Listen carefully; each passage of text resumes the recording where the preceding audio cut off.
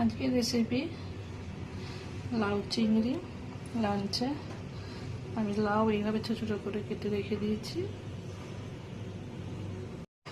আর বাজার থেকে নিয়ে এসেছি আমি ছোটো সাইজের চিংড়িটাকে আমি ছাড়িয়ে পরিষ্কার করে রেখে দিয়েছি।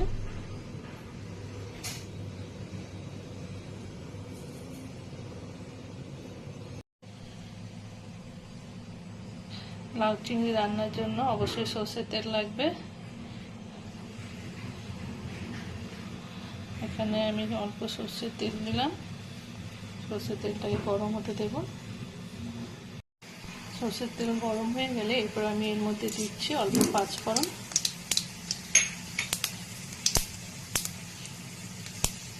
পাঁচফোড়নটা ভাজা ভাজা হয়ে গেলে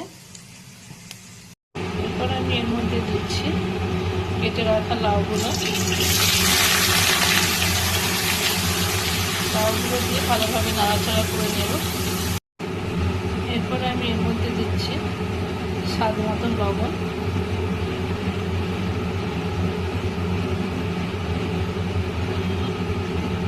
অল্প হলুদ দিয়ে নাড়াচাড়া করে ঢাকা দিয়ে সিদ্ধ হতে দেব।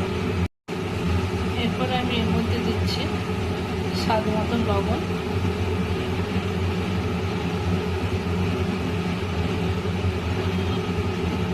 অল্প হলুদ দিয়ে নাড়াচাড়া করে ঢাকা দিয়ে সিদ্ধ হতে দেব। এখানে মশলার জন্য নিয়েছি হাফ স্পুন জিরে, একটু আদা আর একটা কাঁচা লঙ্কা। এটাকে আমি শিলনোড়ায় ভালো করে মিহি করে একটা পেস্ট বানিয়ে নেব। আর তোমরা যে যেরকম ঝাল খেতে পছন্দ করো সেইভাবে লঙ্কা দেবে। লবণ আর হলুদটা দেওয়ার পর আমি একটু ঢাকা দিয়ে রেখেছিলাম। দেখো কতটা জল বেরিয়েছে। এরপর আমি যে পেস্টটা বানালাম সেটা আমি এবার দিয়ে দিচ্ছি, দিয়ে একটু নাড়াচাড়া করে নেব।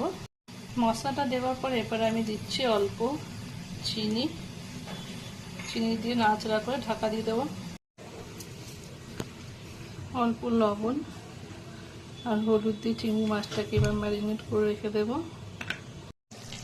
লাউটা আমার দেখো সিদ্ধ হয়ে গেছে। লাউটা খুব ভালো লাউ ছিল, একদম আমি জল দিইনি, খুব সুন্দরভাবে সিদ্ধ হয়ে গেছে এবং অল্প সময়ের মধ্যে হয়ে গেছে সিদ্ধ। এবার এটাকে আমি একটা সাইডে অন্য বাটিতে তুলে রেখে দেব।